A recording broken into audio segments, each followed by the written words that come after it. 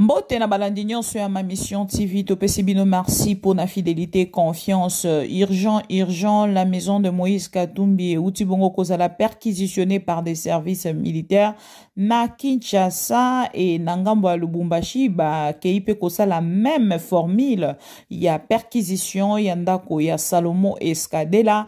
Aujourd'hui, nous comprenons ensemble avec vous que Félix Antoine Tshisekedi cherche bas moyen mosusu pour na koloba que Moïse Katumbi akoki ko participer tango bato mosusu batalisaki biso na nzela etando eketo pe na nzela ya media na information oyo depuis le 28 décembre 2022 que Félix Tshisekedi azalaki ko manigancer en fait pour na koluka lolenge nini ya kokanga Moïse Katumbi pe Salomo Escadela ndeko matata ponyo auti bongo kotalisa polele pe vérité na makambo etali arme oyo babengi na kombo ya Jericho mais Félix Tshisekedi na ba service na ye batingami kaka parce que bazalaki déjà na objectif depuis ezalaki scellé bazalaki koluka porte nini ya kokotela et voilà bato nyonso balandaka biso à travers ma mission TV bazali ko comprendre que Félix Tshisekedi akobanga Moïse Katumbi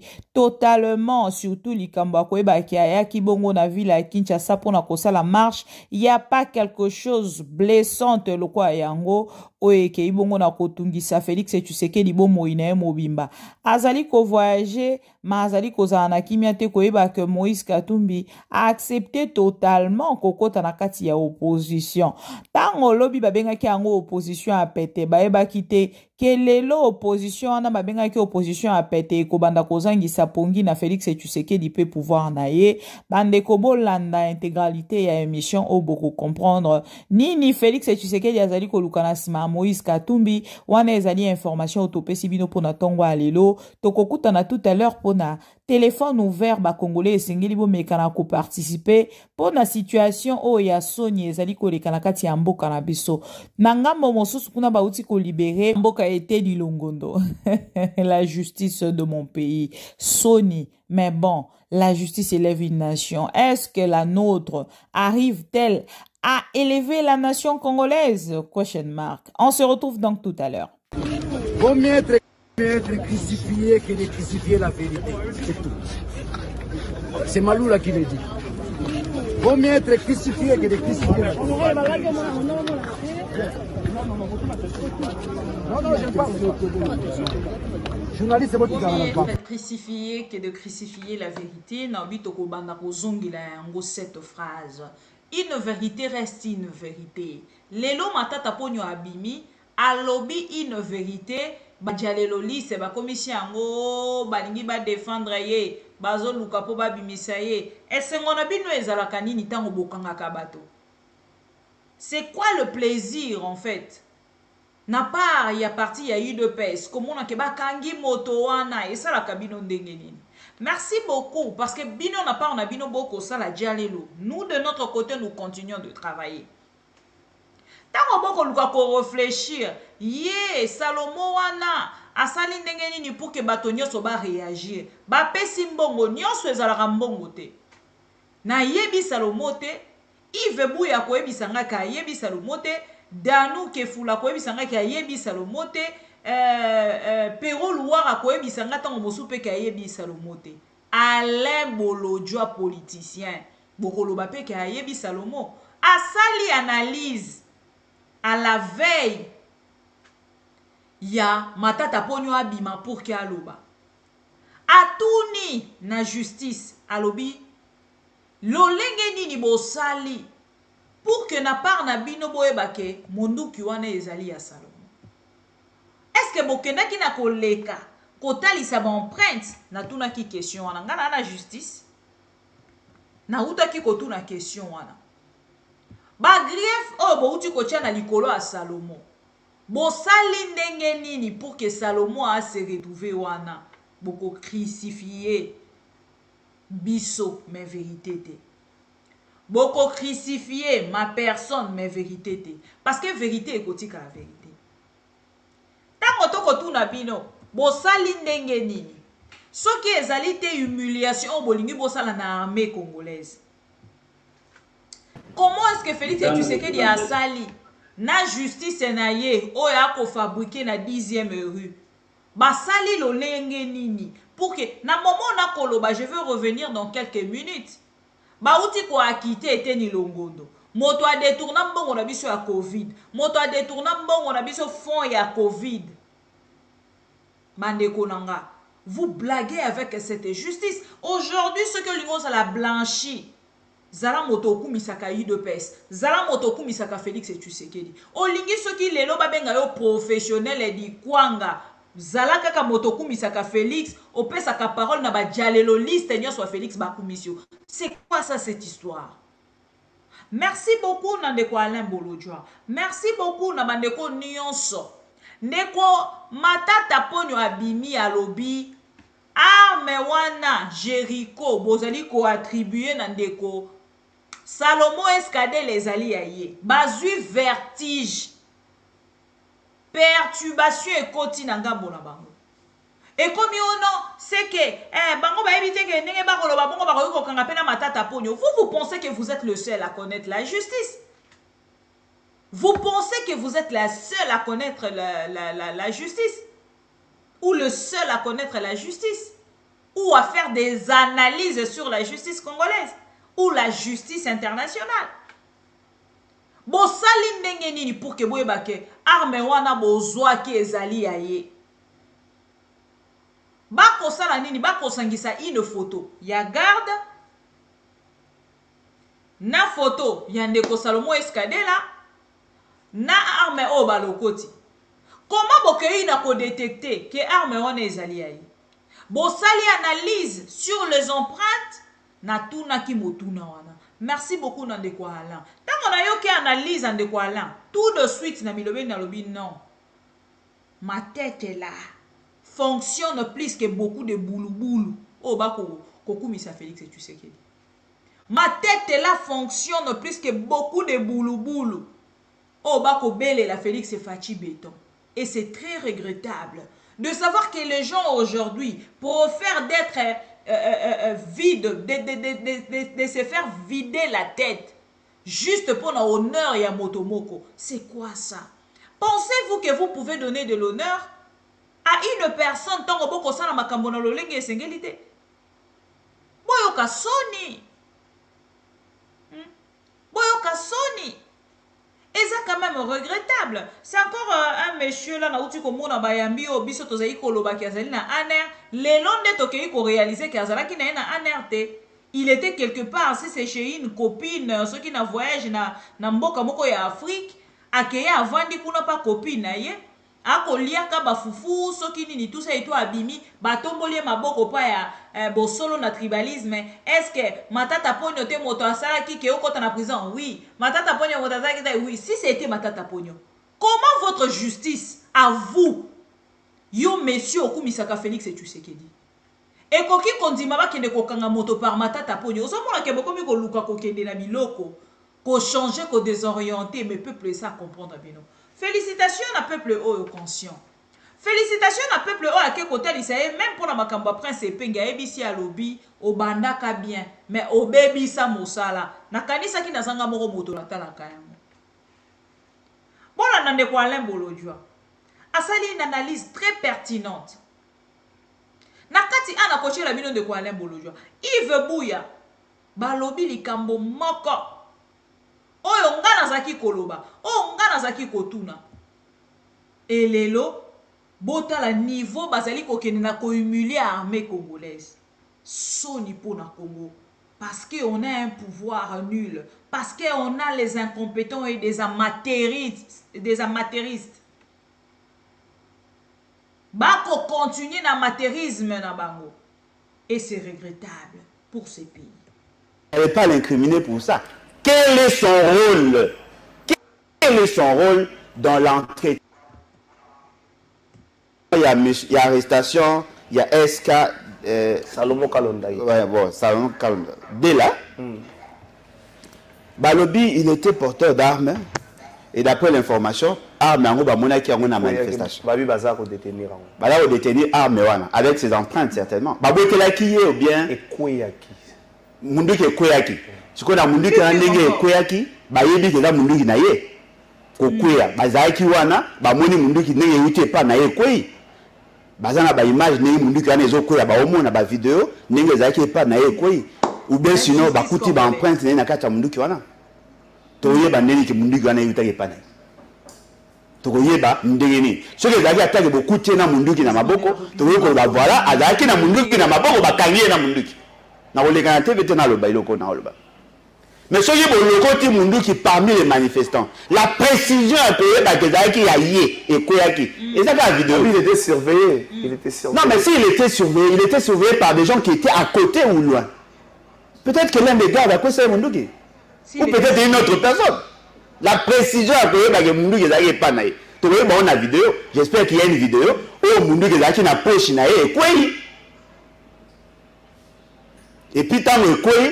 Batu nyonso ba monite kaka bata sécurité nde ba moni bazu ba kangi yango ba sangisi ba tie na kati ya sachet ni tomona na ba film bazu ba empreinte na kati mais c'est monite la ninga za monsieur Dela boko zwa empreinte na ye wat akendaki wa na ne boza na ba empreinte na ye pour ba ndenge za gaye ça ezali ba bilo eza ba fantasme Balobi il était en contact avec le M23 ah là ça devient très grave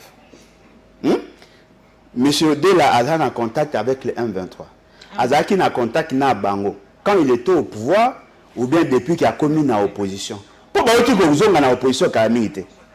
Pendant qu'ils étaient au pouvoir ou pendant que ba commis na opposition. Si c'était pendant qu'ils étaient au pouvoir, ce qui veut dire que bazalaki ko sala makambu pour l'intérêt à pays c'est que ou avec pays c'est que dit. Ce que salami après quand on va commis na opposition, dites-moi quelqu'un qui était en contact avec un groupe armé pour le compte de Félix Sekedi. Même s'il quittait M. Félix Sekedi, le contact peuvent être gardés. Hein. C'est comme par exemple Bissélé, il était en contact avec le Rwandais. Aujourd'hui, il n'est plus avec M. Félix Sekedi parce qu'il est en prison. Si vous trouvez dans son téléphone le numéro de contact, il y a Batu Oyo, Azaka n'a en contact avant, vous n'allez pas l'incriminer. Bolandi, on est Zaka qui extrait. Mais tant on a revendre les lots, on a kotala. L'olenge na kokende kosa la réflexion sur le fait likambo e komi tango kokende kotala ba fait ba greffe o basali likolo ya moto monide la na vandi natali na ngambo na lobi non je suis avancé par rapport à mes réflexions parce que Alain Bolodjo n'est pas n'importe qui. Pero Louara n'est pas n'importe qui. Yves Bouya n'est pas n'importe qui. Tant qu'on a landi bango après, analyse yanga na sali directement na milobi na lobi oui peuple congolais tous à la conscient. Ba mema biso lisusu na manipulation te. Ba sala ki ango lobi le loto ko accepter yango ata mokete. Na silicité to kozonga. Tozui lisusu ndeko Alain Bolodjo. Il y a arrestation, il y a SK Salomon Kalonda. Ouais, bon, Salomon Kalonda. Dès là, deux parties, pardon. Bah, on ne peut pas l'incriminer pour ça. Quel est son rôle? Quel est son rôle dans l'entretien à M23? Si vous établissez ce rôle-là, on peut comprendre. Nous, on a battu sur les arabes, on a téléphone. Tu peux être en contact avec quelqu'un, mais éviter à M23. Et d'ailleurs, rien ne nous rassure que ce qu'ils disent, c'est vrai. Oh, moi, personnellement, rien ne me rassure. Moi, je ne fais pas confiance à ces régimes. Ils peuvent créer, le dossier, après, se ressaisir, libérer. Ils peuvent créer le dossier. Dites-moi, quels sont les éléments. D'ailleurs, nous attendons ces procès-là. Tout le monde a, ne nous amenez pas aux déclarations des gens de l'IDPS qui passent à la télévision. Non, celui qui est... Non, mais avant même... Le M23 est né à cause de maladresse de ceux qui sont au pouvoir. À cause de maladresse de ceux qui sont au pouvoir. Qui les ont amenés ici? Qui les ont entretenus pendant 14 mois? Ce sont ceux qui sont au pouvoir. Au moins, les hommes sont du Balobini. À part rapport d'Armena, vous êtes en contact avec Nazo Yo. Renverser le pouvoir pour installer un Katangé. Comment la justice la justice pour renverser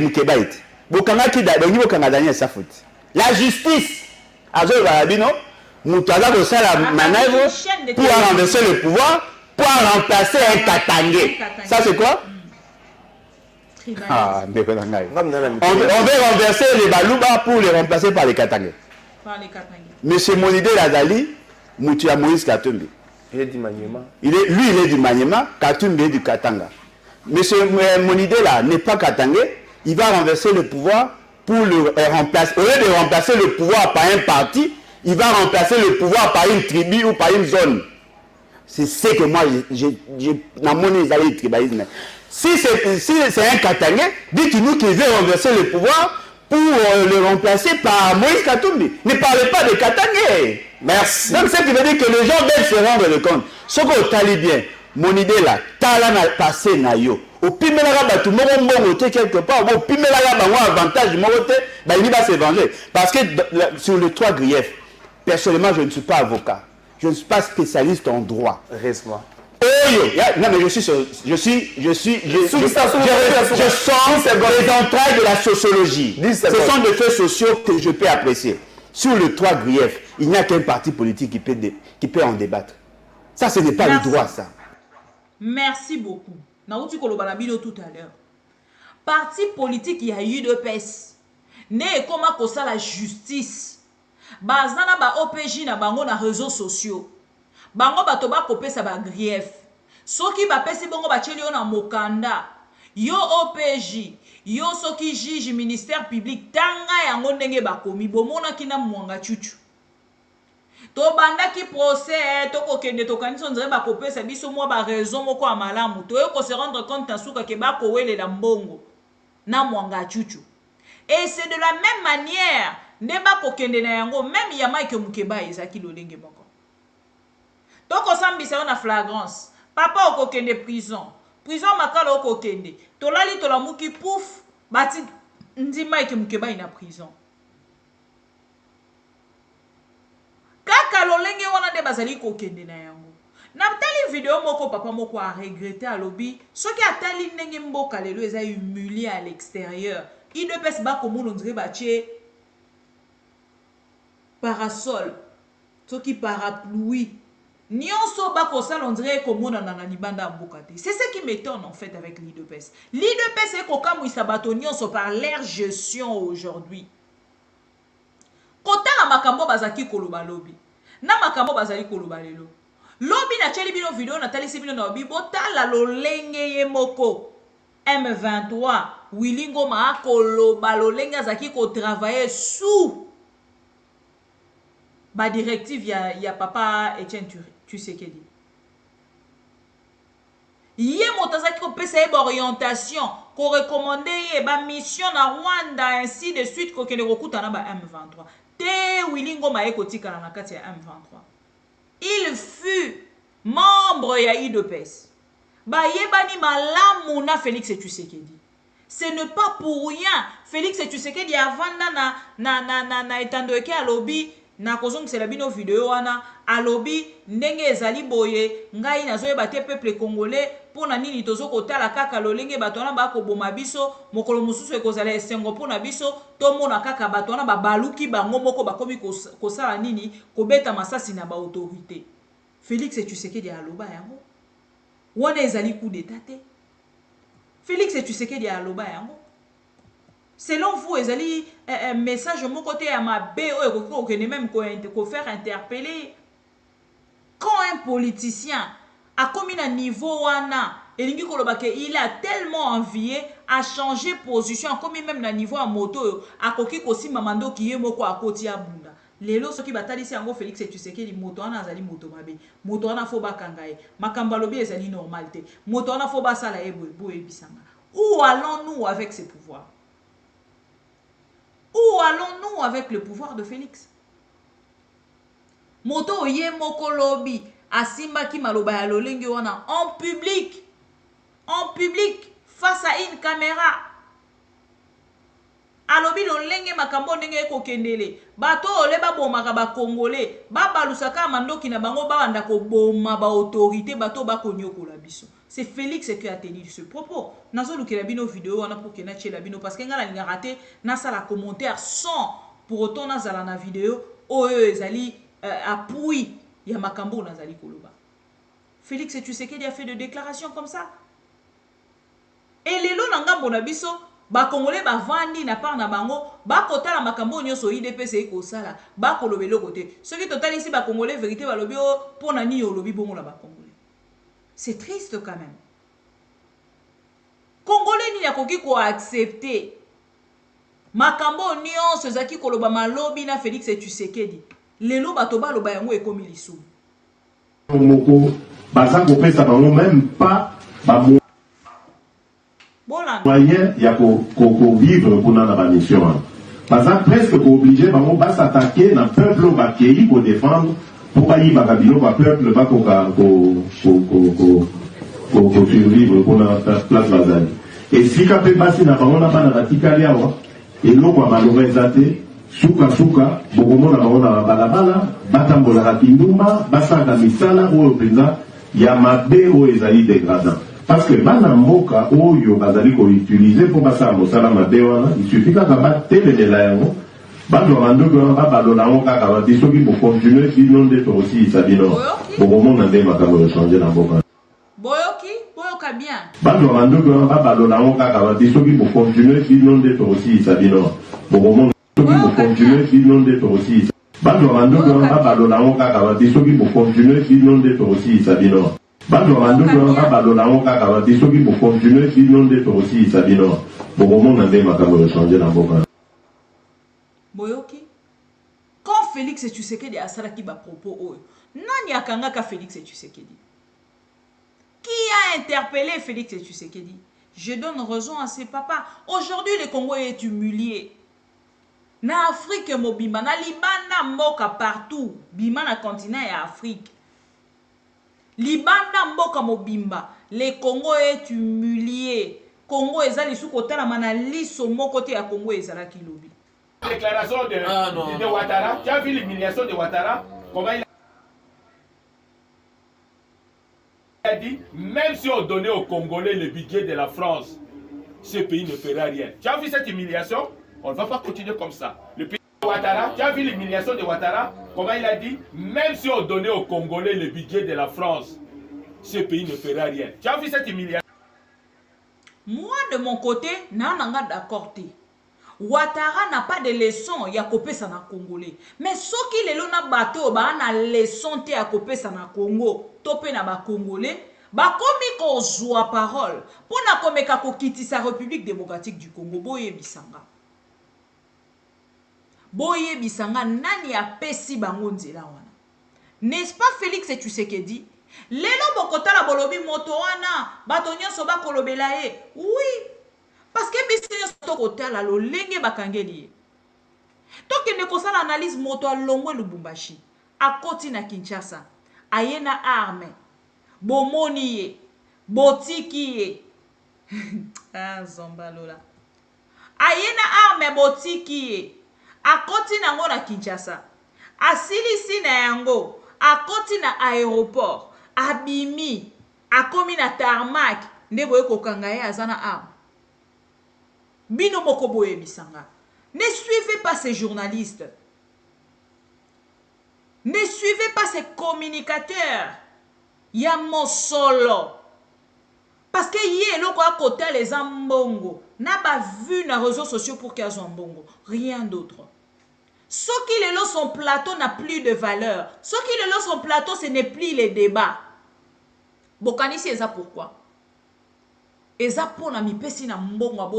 Objectif je doute même que c'était l'objectif principal. Les succès nous amènent quelque part. Ceux qui ont l'intelligence c'était Bambio.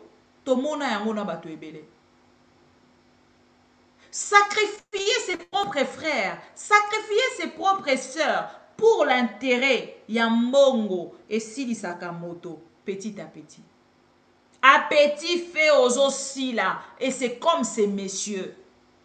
Lelo poil landama. Et c'est que ayamba mangobo. Poil landama fois yamba manik. Poil landama fois yamba mukuna. Ayamba denilesi. Ayamba kofi olomide. Débat ezali susute.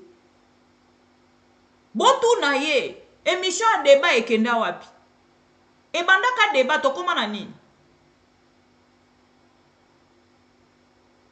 Et bandaka débat. Toko Minanine. Il invite un monsieur sur son plateau. Il semble que le monsieur a outaki kobima, soi-disant na aner, parce que jusque-là, on a comme entre parenthèses, monsieur Manix. Attends, ceux qui n'ont pas sa visibilité, n'a pas accepté visibilité, il y a un niveau, il y a humiliation, il y a un déguanate. Manix accepte de passer na humiliation dans une émission de ces messieurs. Ngana rozon na sujet à émission Manix. Manix doit venir nous dire la vérité. Je vais chercher en fait comment recevoir Manix pour lui poser des questions concernant Makambo à Koloba na plateau. Bako dicté au Makambo à Koloba en tant qu'un responsable. Maramosu na olobate. J'ai apprécié quand même d'un côté. Et si Kazaki Kotalisa. Comment qu'on y na moto? N'est-ce pas matata poni akangi si yo pour la relation na ona Bosembe? Ça quel rapport? Bosembe qui dans ces pays? Pour que baki de kokangi sa moto pour na. Imaginez, balongo la moto na parti politique. Même si ozo luka, okoma kokumisa Félix. Même si ozo luka, okoma moto à Félix. Mais alana moi façon ya rosala makambo.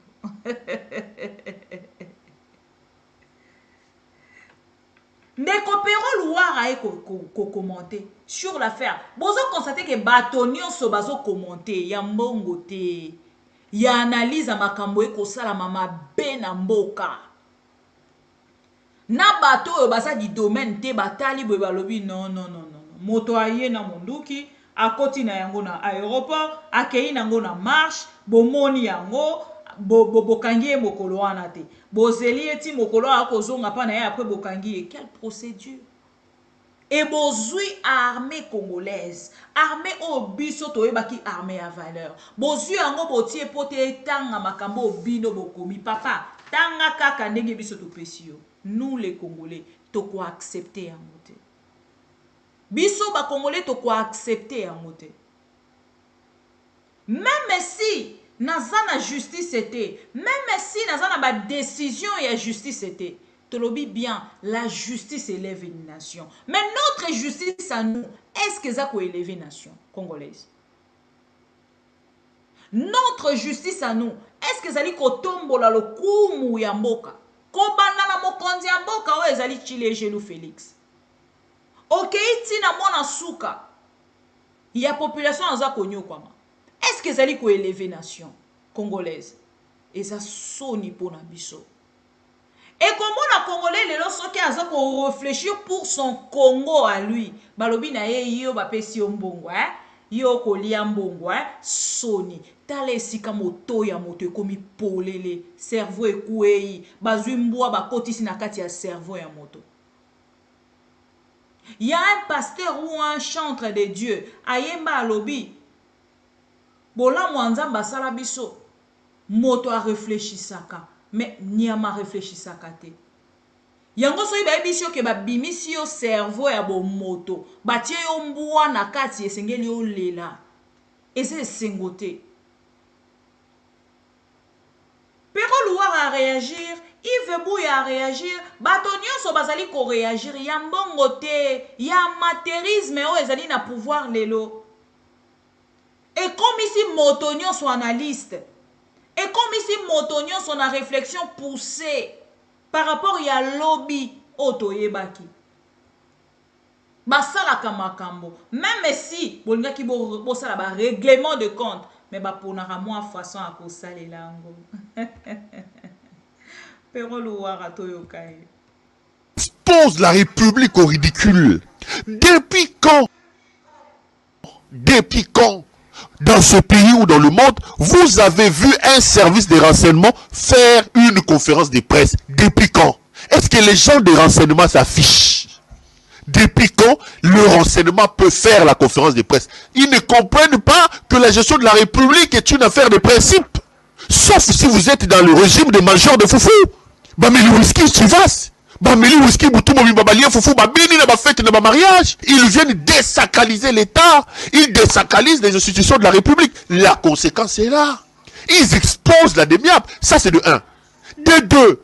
Les gens de la DEMIAP, même s'ils ont la possibilité d'auditionner, mais ce sont des OPJ. Est-ce qu'un OPJ a mandat de faire une conférence de presse et de révéler le fond d'un dossier en pleine instruction.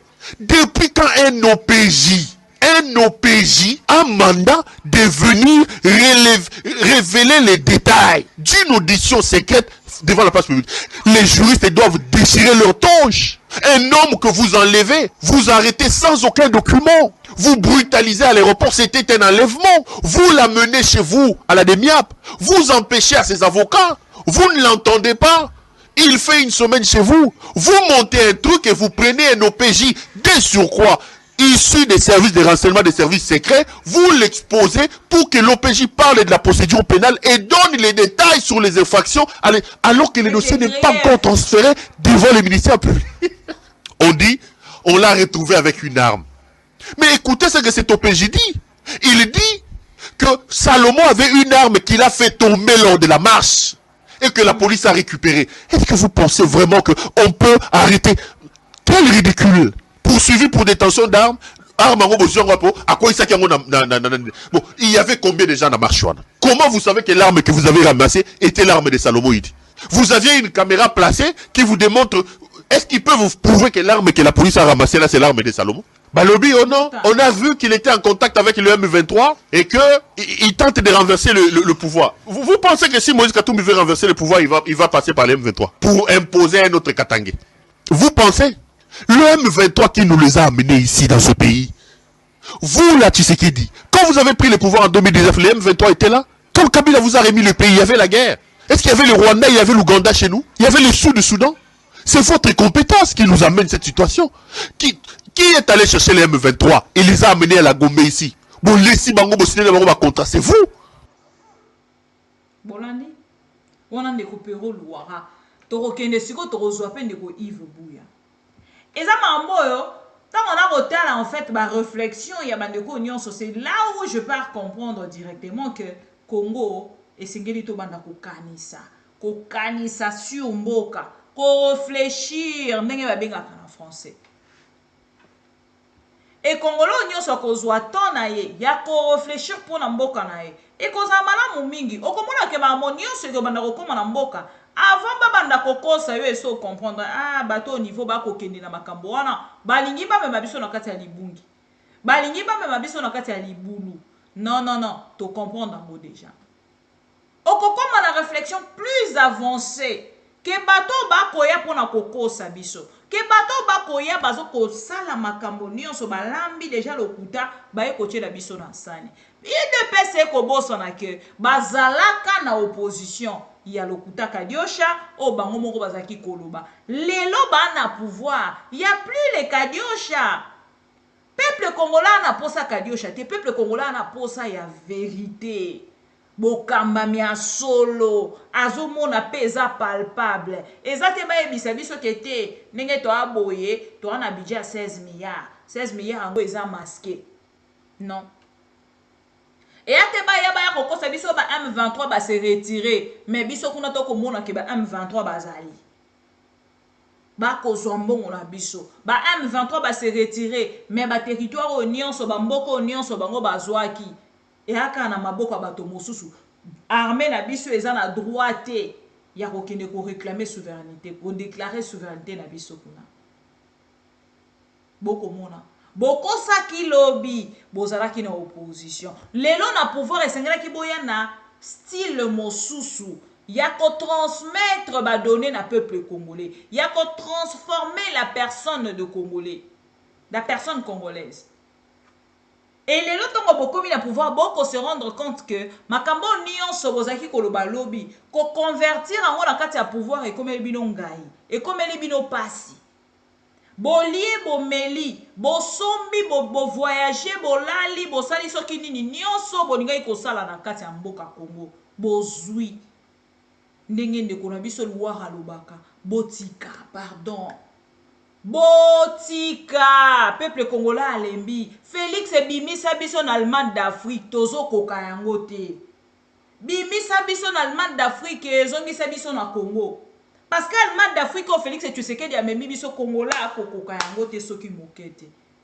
Congolais nini esika azali kokoka Allemagne d'Afrique.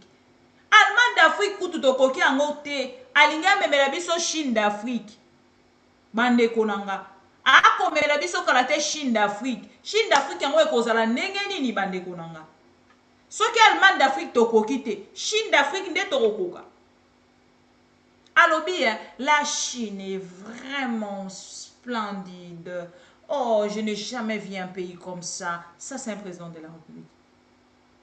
Président de la République. Alors, non. L'accueil était chaleureux. Vraiment, depuis que je suis là, j'ai visité des villes.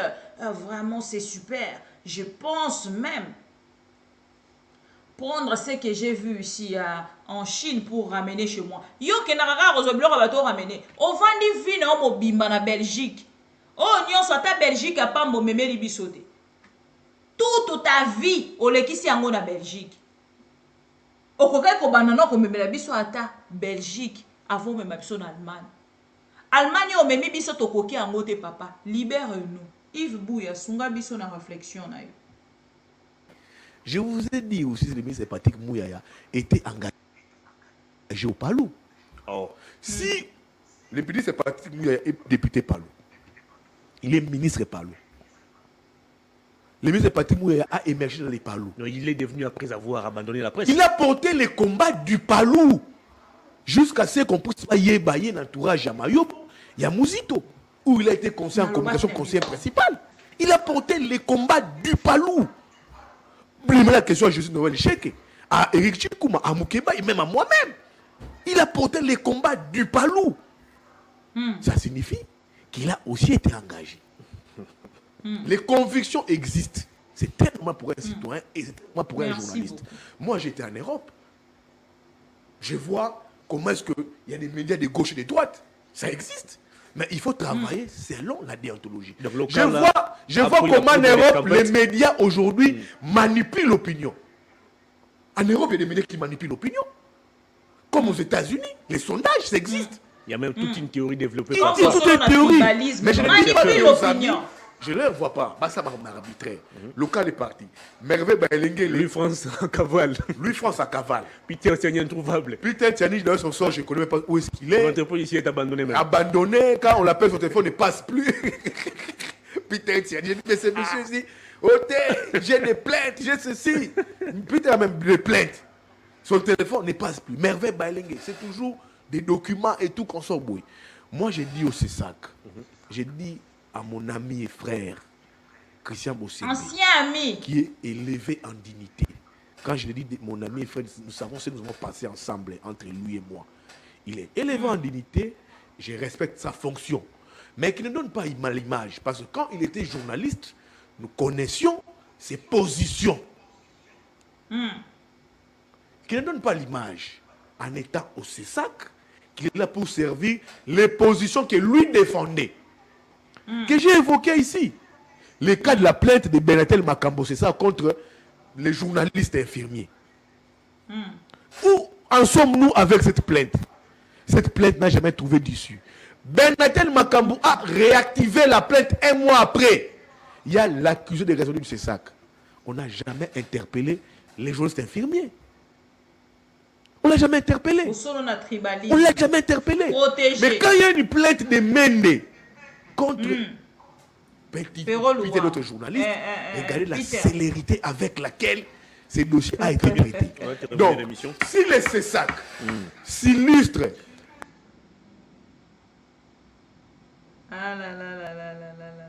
c'est triste. Makambo nyonso bandeko bakoloba. Naloba kanabino ango chaque jour, il y a de protéger du pouvoir. Et ba protéger le pouvoir, toyebi sabino déjà que za batoloko aba oyo. Ba protéger le pouvoir. Et bango ne bazali ko utiliser bango pour manipuler le peuple congolais. Na beteli bino lisolo ya ngobila. Na zando, ils ont donné beaucoup d'argent à ces messieurs. Pour accroître le peuple congolais. Bon moni ndenge ba osala misala. Bon moni ndenge ngobila sali zando. Bon moni ndenge ngobila. Il a chanté ngobila comme JB le fait. Mais ngambo na ya abosani. Abosana ki ke ngobila a de problème aussi à l'Assemblée provinciale. Bako koma na niveau oyo ngobila na par na ye. akotala sima boye amoni moto te abandaki kokima mbango na bato mabaluki na sima amoni moto te. Pourquoi? Parce que l'égoïsme de Ngobila ememi esiko esika bakomi na bitumba oyo nga na kosoutenir pete ya ye na Godin Mpoe. Mais ce monsieur a chanté Ngobila juste pour moi immeuble oyo batelemisi soki 2 niveaux soki 1 niveau soki balcon apambo bauti kotelemisa abeteli Ngobila maboko alobi Ngobila sala mosala ngala ndima mosala e monana. Monsieur, on ne joue pas avec son pain. On ne joue pas avec son pain. Bakomisaka mosala na ye sale travail ete. Soki okomisi mosala na yo sale travail, c'est à ce moment-là nde moto akomaka kokweya. Et kokweya na yo kota na Twitter, tala okomi na combien de vues. Kota na Twitter, tala okomi na combien de likes. Kende na Facebook, tala okomi na combien de vues. Kende na YouTube, tala soki osali une émission sérieuse. Ozozwa combien de vues. Mais soki osali une émission jalelo, ozozwa combien de vues. Arrive à faire cette différence-là, tu vas comprendre. Bosembe, moi je n'aime plus déjà Kotouché et Mingi. Parce qu'il ne travaille pas pour les Congolais. S'il travaillait pour les Congolais, oui, mais c'est comme à travailler pour les étrangers. Oh, bah Congolais, bah ben les Rwandais. C'est là où biso na part na biso. Tokota li sakazali moto biso to wiko soutenir te. Na yebisa ki ba confrère na nganyos. Mouyaya, Bosembe, bako travailler pour le compte de Félix. Bako protéger biso mokolo mokote. Bato bandimaki, bazwaki. Attitude directe. Mais bato bandimaki te, bakendaki na ba félicitations, bakendaki na ba encouragement. Lelo bazolela. Pour ne pas citer les noms. Lelo Louis France a commis en danger. Peter Tchani en danger. Perro Louar en danger. Local en danger. Batonions en danger. Même Yves Oya Koloba. Lobi boko kasango na ye. Boye bisanga. Bolingi bo sala nini? Bolingi bo mema bato wapi? Bolingi bato bakoma banani? Nini oh Félix Tshisekedi aloba ki lobi oh lelo alobi angote. Makamoni Félix Tshisekedi aloba ki lobi. Oh lelo esengeli tokende na ko protéger totalement to banga Félix Tshisekedi. C'est quand même regrettable de savoir que le fils d'Etienne Tshisekedi alingaki akoma na niveau oyo akomi. Mais regrettable pour nous. Mais décevable pour l'IDPS. Décevable pour l'IDPS. Tossi Sanandeko Yves Bouya. Les ministères publics, les organes de la loi, militaire, les ministères publics. Suivez plusieurs procès ici. Il y a un ministère public qui siège dans une cour militaire. C'est là où déjà je trouve la première erreur. Deuxième erreur, moi je ne remets rien en cause ici. C'est que vous avez dit c'est très normal, parce que j'ai fait comme analyse. Deuxième fait, c'est quelle image on peut toujours du régime, de le régime actuel, où tout doit se passer que sur les arrestations ayant trait à la sécurité. François Beya. Laissez-moi partir. Fortuna Bisselé. Le dossier François Beya. Depuis que le président de la République est là, le seul dossier public auquel on a assisté, c'est le dossier détournement de Vital Kamerhe. Pour ces 100 jours. 100 jours, bien qu'il y ait dedans un règlement des comptes, quand tu comprends bien, tu analyses les procès. Mais tous les grands procès, toutes les grandes arrestations qu'on a connues pendant les régimes du président de la République, c'est tous des procès, des arrestations liées à la sécurité, à la sûreté nationale, à la sécurité, à l'appareil sécuritaire. Les procès François Beya, Bifor Bisselele, Mwanga Chouchou. Quand tu vas à Makala, des généraux arrêtés, tu ajoutes à cela les dossiers encore Salomon Escadela. Bien avant tout ça, la détection d'un réseau d'espions rwandais. La détection des espions rwandais. Alors, quand les régimes, plus c'est passé avec ces dossiers. C'est des analyses que j'ai fait. Les régimes se caractérisent que sur des arrestations ayant trait aux arrestations portant atteinte à la sécurité de l'État, portant atteinte à la sécurité, je pense que c'est aussi une mauvaise image qu'on est en train de distiller du régime. Que c'est un régime qui tout tourne autour des arrestations, les entrées à l'appareil sécuritaire. Je vous ai relevé ici François Béa, Bisselele, Mwanga Chouchou, les espions, les généraux. Tu vois encore ajouter à cela encore Salomon Escadela. Bolani. Et dans tout ça, en fait, Bakotali, c'est toujours que Bako Banga. Mais si on a kotu na bato ba na pouvoir, bazo banga me bazo banga nini? Bola mukako bandeko nanga. Na tuni lisusu, bazo banga nini? Parce que bato ba na pouvoir, ba na mandoki, ba na police, ba na armée, ba na nyonso. Kurana mai pana bango ekendaka te. Bazo banga nini? Bazo banga peuple. Ce peuple-là n'est pas nul. Ce peuple-là n'est pas bête. Ce peuple-là n'est pas dupe. Peuple à lobby, peuple à l'éloté. Un peuple conscient se libère. Et ce peuple conscient de peuple otoana elelo. Bolo ba amen. Moto amibenga ki roi soleil. Moto balobaki aza mukwa tondolo. Lelo. Tokomi na niveau nini? Mungu eyete. Popo pesa ye mungu angwa ya tondolo. Nayebi ke na pesa rabino kanda. Mais kanda nanga na pesa rabino avec raison. Tokozonga na mikolo mikoya. Tokosolola makambo etali mboka na biso lisusu koleka. Parce que lelo o nyonso tokoloba. Tozo sala ngo pour intérêt à faire comprendre au peuple congolais là où réside la compréhension de la politique congolaise. Parce que politique congolaise et si ka toke na ko comprendre ngo lelo, on a passé beaucoup de temps. Ya koyoka ba escroc. To passé temps na biso ebele, ya koyoka ba amateur. Mais lelo peuple congolais atali alobite. Amateurisme ekoki nango kozala, mais ya niveau oyo, niveau zanda. Niveau zanda. Esengeli to se retirer. Et ko se retirer yango ya peuple, nde ekomisaka pouvoir boye. Ista kuna bazo bunda. Ba kosenga balobi pona nini ba matiseli bango ba frais. Ba tumbi ba pne, ba bundi na la police, ba bengani la police. Kuna nani na ba mobondo ba telemi. Mais ngana ko ebisa bino, est-ce que boyebi ke IDPS ba uti ko sala déclaration en travers ba combattant na bango ba lobi bango nde ba mobondo. Ba ko kita na Tanganyika, ba ko lakisa Tanganyika ke bango ba vrai mobondo. Boyebisanga. Tango bango ba ko beta maboko pona ba mobondo. Biso to telema to loba non na ba mobondo. Pendant que tu es bien objectif, au bazali ko bundela te. Ba déclarer ba lobby esengeli ba revoir le monsieur zombie a koki kokende vers bangote. Bazo continuer kotinda zombie. Est-ce que baza bato balingi paix? Est-ce que baza bato balingi solution?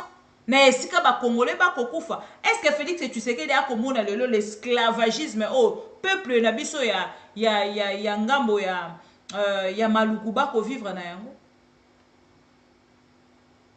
Bakomi kobeta bango fimbo.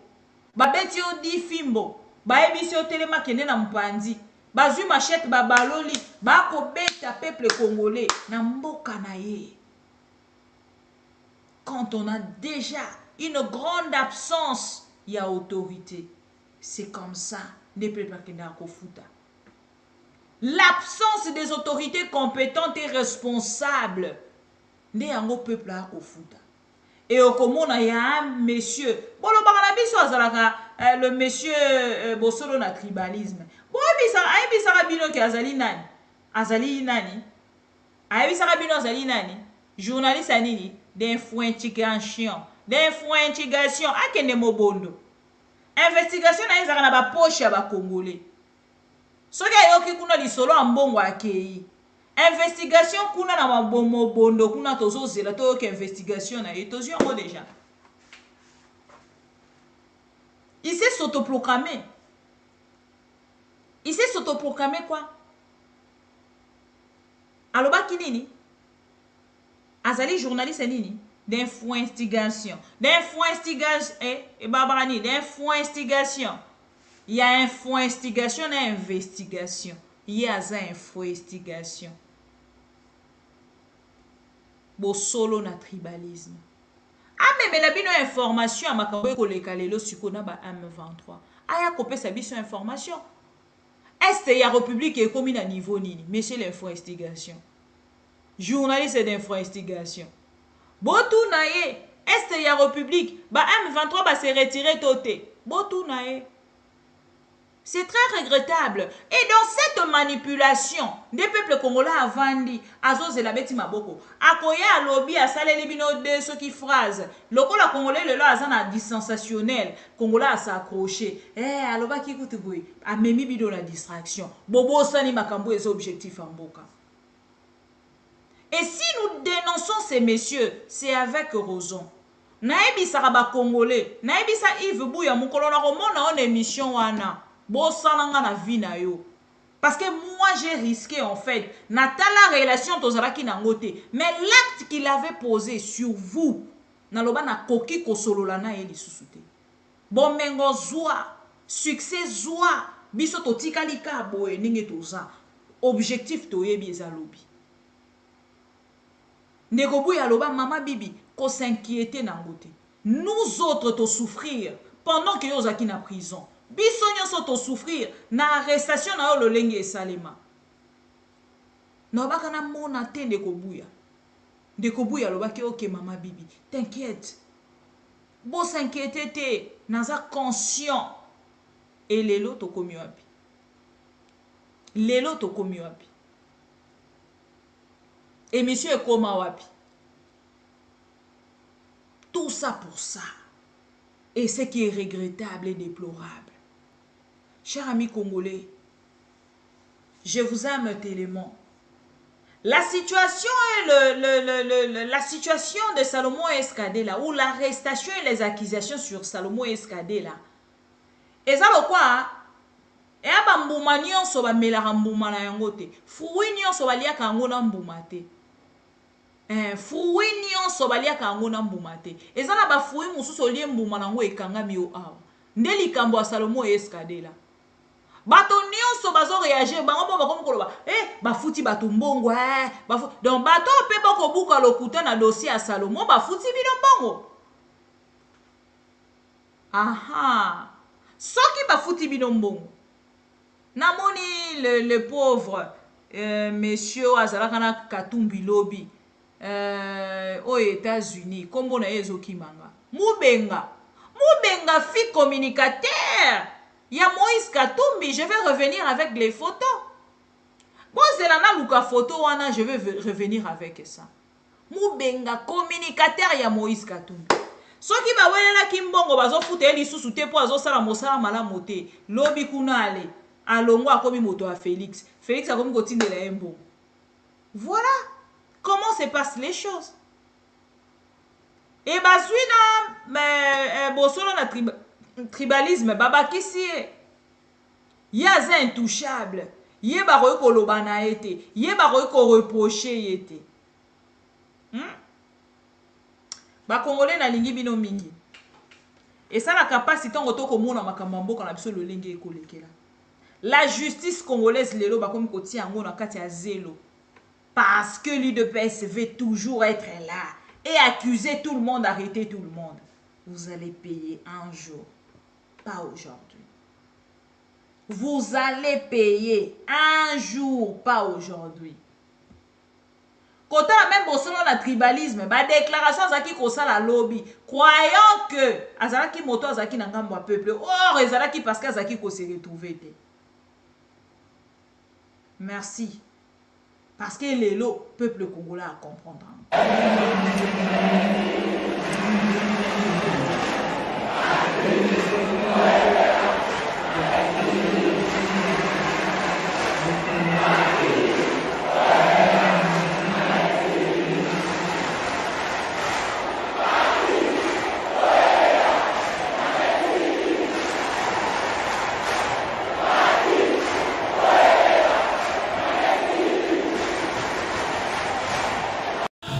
Identity.